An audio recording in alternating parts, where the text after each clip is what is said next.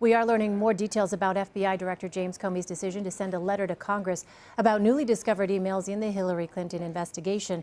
Justice reporter Paula Reid has been following this and joins us now from Washington. All right, so Paula, what do we know about these newly discovered emails? Elaine, we know that these thousands of emails were discovered on a laptop that belonged to Huma Abedin and her estranged husband, Anthony Weiner.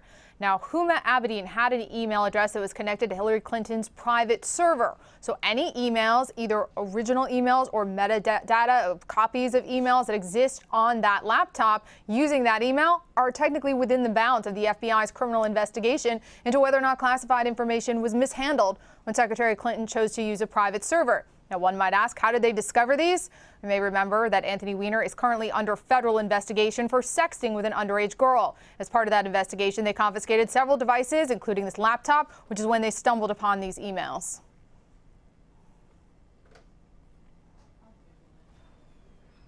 And Paula, how unusual is this, especially when you consider the timing just days away from the election? Elaine, everything about this case is highly unusual, from the question itself, a Secretary of State having a private email server and whether or not classified information was mishandled. There's really no precedent for that. But up until the time when they announced that they wouldn't be charging anyone during the first phase of the investigation, the FBI followed its usual protocol of not saying anything. I was in numerous briefings with FBI Director Comey where we tried to get information out of him, saying, hey, whatever's going on in this investigation may impact the election. Tell us something. Give us context. He said no. He says that's not the way we work. We don't release any information about ongoing investigations. But Elaine, all of that changed after he came out and he announced that he was not filing charges. The fact that he came out and announced he was not filing charges is highly unusual. Then he testified before Congress about the investigation being highly critical of Clinton. So there you have the head of the FBI criticizing the actions of someone he investigated who was not charged. They went even further. They released their evidence, their work product in that investigation, including summaries of interviews with people who were spoken to in the context of this investigation.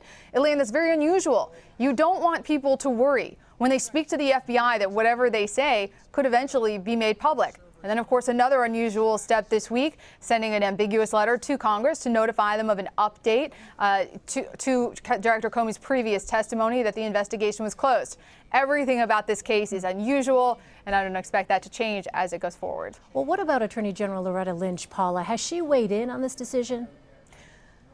The Attorney General was made aware, we are told, of Comey's decision to update his testimony, and she told him through representatives. They did not have a direct one-on-one conversation, but she made it clear that he should not do that because, first of all, the Department of Justice has a long-standing tradition of not commenting on ongoing investigations, and they also have a policy of not commenting on investigations within a certain window before an election if that revelation could have any impact on the election. It doesn't mean you can't charge people if you find evidence of potential criminal wrongdoing.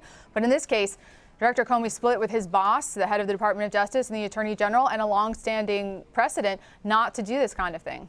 Paula, you alluded to this just a moment ago, but I wonder then, do you think it is possible that there could be more disclosed by FBI Director Comey, or at least for him to discuss this publicly, perhaps further?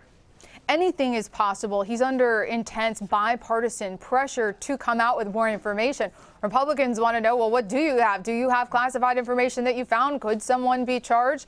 We are told that none of these emails were sent by Secretary Clinton or sent to Secretary Clinton, but certainly Huma Abedin could have a large role in a potential Clinton administration. Republicans want to know more, and Democrats want to know more too. They want to know, what do you have? You came out with this ambiguous statement. It's terrible for us. We wish you would provide more details and context. Whether or not that kind of pressure will result in Comey coming out, giving a statement, releasing a statement, having a briefing with reporters, it remains to be seen. But as I've said, nothing in this case is business as usual. All right, Paula Reid with some really interesting perspective there and context for us. Paula, thank you.